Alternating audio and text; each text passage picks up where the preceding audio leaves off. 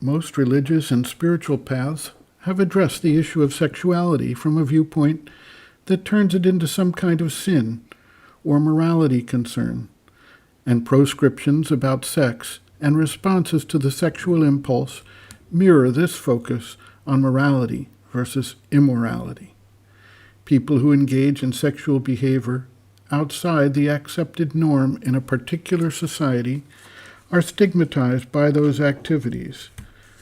The determination of what constitutes moral or immoral is clearly based on the view of specific societies, and thus can be seen as a temporal determination, not some kind of universal law or judgment. Obviously, forcing oneself sexually on another person without mutuality, or using sex as a way to control, bully, or dominate another person shifts the general conversation somewhat where it breaches moral, legal, and interpersonal human constraints. Regardless of how a particular society views sex and sexual practices, the spiritual seeker needs to strip away the opinions, the prejudices, the prejudgments, and the accepted morality to understand how the sexual power functions, what role it plays, and how it needs to be addressed in the context of the evolution of consciousness and the transformation of human existence. In order to accomplish this, Sri Aurobindo has taken an entirely different view of sex and the sexual impulses. He places it in the context of the evolution of consciousness and the focus and use of the energy in relation to the required focus and force needed to accomplish the yogic objectives, as well as by looking at it in the context of the high probability of distraction by the arising of the sexual impulse, or by misuse of the higher powers when they open the lower vital chakras and, instead of acting to transform the energy, simply enhance the action of the original vital powers through increase of energy. There are numerous examples of this misuse of spiritual force to gain sexual power. The idea that it can somehow be managed is, for most people, an illusion perpetrated by the vital nature eager to continue its old ways with new forms of energetic support.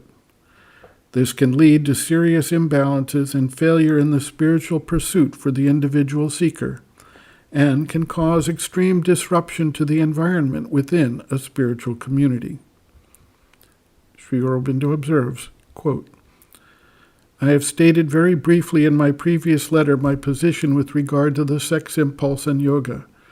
I may add here that my conclusion is not founded on any mental opinion or preconceived moral idea, but on probative facts and on observation and experience.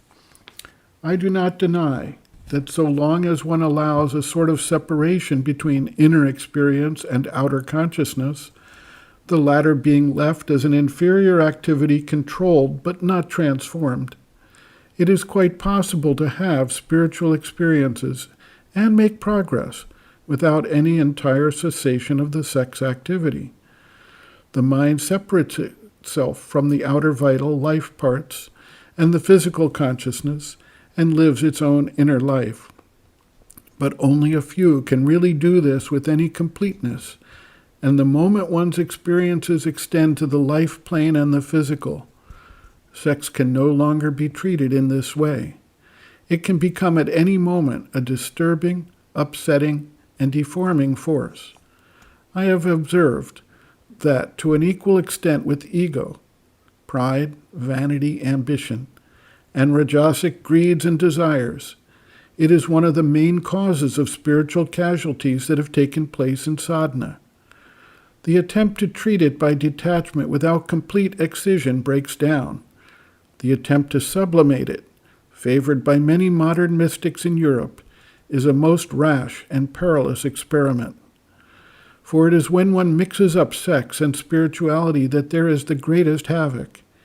Even the attempt to sublimate it by turning it towards the divine, as in the Vaishnava Madhura Bhava, carries in it a serious danger, as the results of a wrong turn or use in this method so often show.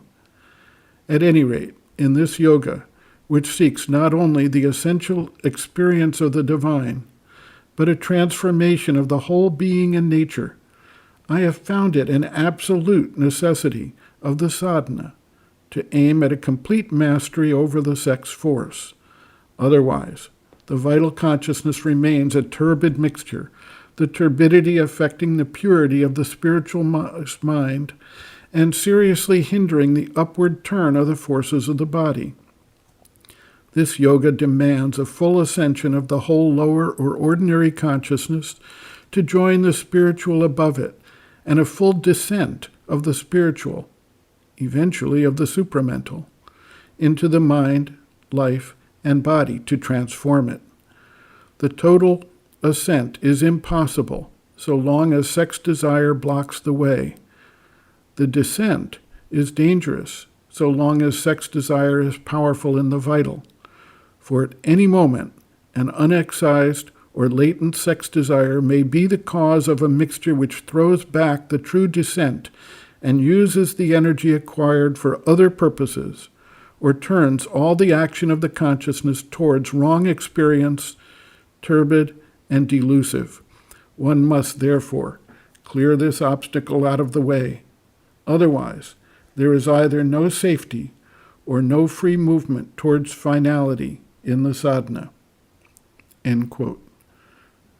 Reference, Sri Aurobindo, Bases of Yoga, Chapter 4, Desire, Food, Sex, pages 73 to 75.